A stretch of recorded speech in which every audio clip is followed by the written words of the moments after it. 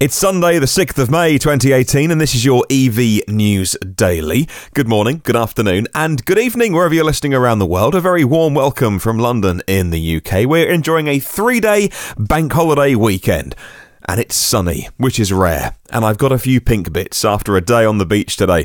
Well, my name is Martin Lee, and I go through every EV article online, so you don't have to. Coming up in the show today, we'll talk about BP buying a startup, which will affect EV buyers, and the designer of Tesla speaks out today. But first of all, the sales figures from April are starting to come in from all around the world, and we'll start in the UK, where Zap Map say the UK's EV market continued its now familiar growth in April, with more than 3,800 plug-ins registered last month. That's 2.3% of the total UK car market of the combined electric vehicle registrations, say Zap Map. More than 900 units, pure BEVs, almost 3,000 were plug-ins. Now, the ratio sees plug-in hybrids, 3 out of every 4 plug-in cars registered last month. BEVs falling back a little bit, which is interesting. We'll watch that pattern as the year goes on. In the UK, that's 18,000 vehicles sold so far this year, which you can plug in. Right, on to Electrans next, and they're talking about the sales figures in Norway. And after a record-breaking month in March, with plug-ins capturing 56% of all car sales, last month in April showed a similar trend. It was 43% of all car sales electrified, dominating the most popular models in the country as well, like the Nissan LEAF. Well, the Nissan LEAF in Norway last month has the highest number of registrations, 3,995 out of every vehicle model sold, not just EVs. Well, Mark Kane at InsideEVs is talking about the French sales figures in April. And in March, actually, last March, it was 1,900 pure BEVs and 845 plug-in hybrids and 404 commercial BEVs. But the point he was making was, when you look at the model breakdown, the I-PACE, the Jaguar I-PACE, had more registrations than the Tesla Model X. And finally, talking about when certain limits are going to be placed on what cars can be sold when. Earlier this week, I told you on the podcast about the UK putting some more details on the 2040 ban, because originally they weren't quite sure what they meant by electric/hybrid/plug-in hybrid. So they made it clearer. Earlier this week, the government said that, well, no, they didn't. It was leaked. It was this is a crucial thing. It was a leaked document which said it was going to have to be 50 miles of range, pure BEV or plug-in, in order to be sold after 2040.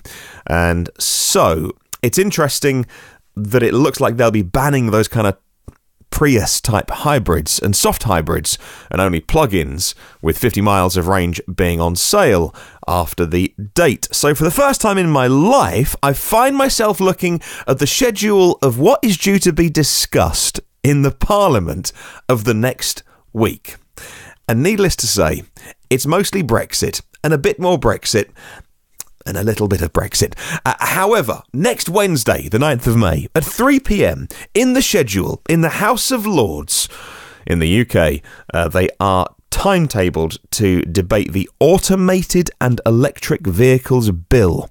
Now, that is a bill which will create a framework for EV and automated car technology, including things like insurance for fully automated vehicles, how that's going to work, and provide the infrastructure that makes it easier for EV owners. And that is being debated Wednesday at 3 p.m. Right, moving on. And BP's, British Petroleum, BP's new solar arm is steeling itself to battle global energy and tech giants for a slice of the burgeoning smart home market with the acquisition of an Irish tech startup, reports this article in the Telegraph newspaper. It's a system called LightSource, and it brings together, not the only people that do this, by the way, solar panels, battery storage, and EV charging.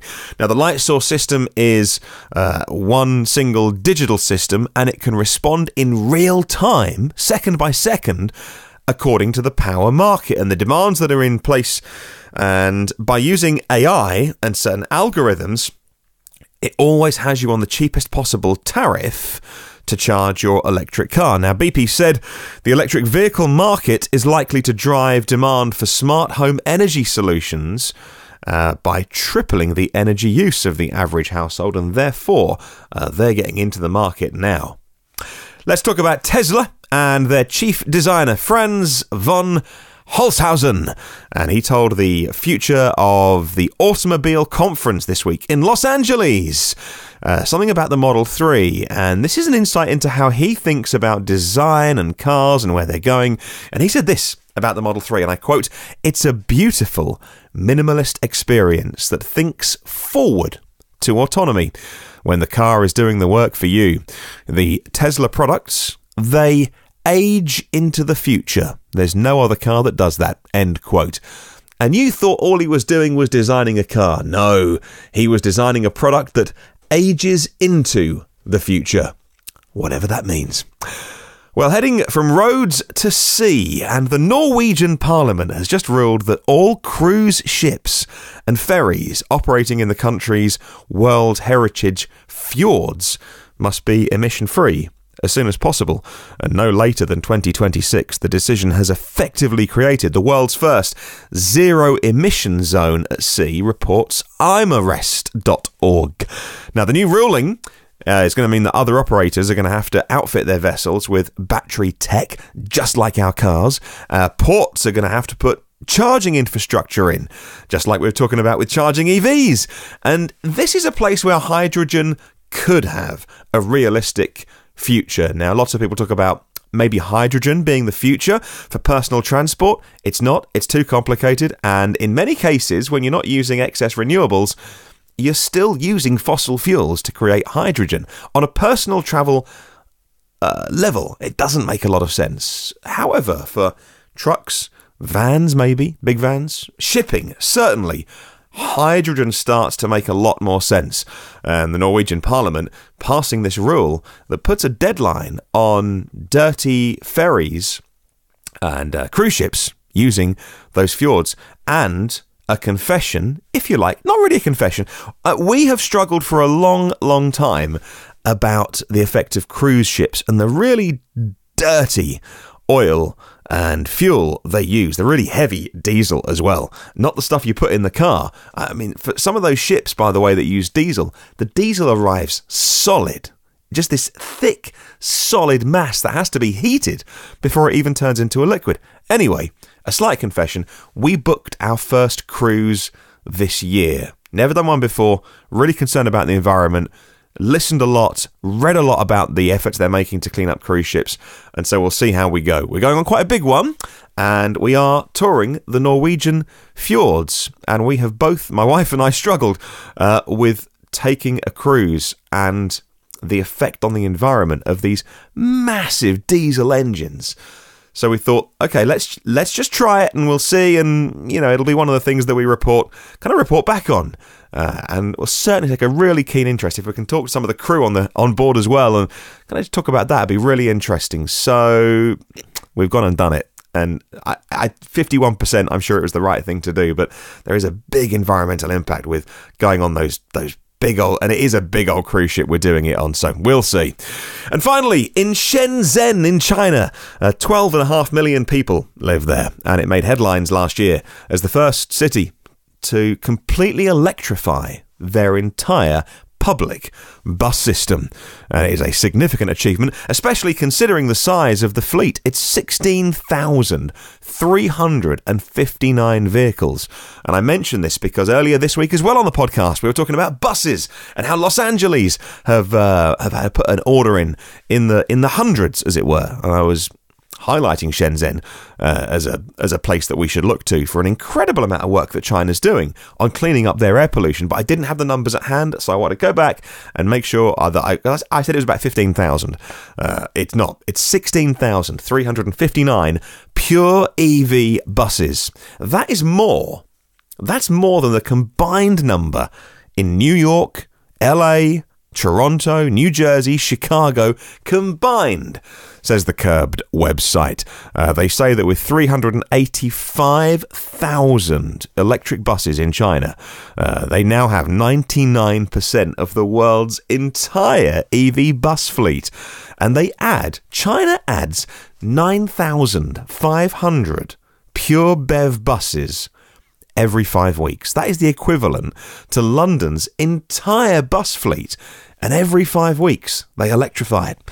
Well, the city invested in a system of charging terminals for the buses, an infrastructure expansion that was coordinated with not only the manufacturers but local utilities, and by adding thousands of them, they were also able to make them available to public EV drivers. Well, I would love to spread the word about electric cars, wouldn't you? If you can, please share this podcast with one person at least who might be interested. And every previous episode of the podcast is available online on iTunes, Google Play, Spotify. The audio goes on YouTube, TuneIn, Stitcher, and the blog evnewsdaily.com. Remember to subscribe. It means you haven't got to think about downloading it manually. You get it first and free and automatically. Come and say hi on Facebook, LinkedIn, or Twitter. Just search EV News Daily. Have a wonderful day, and I'll catch you tomorrow.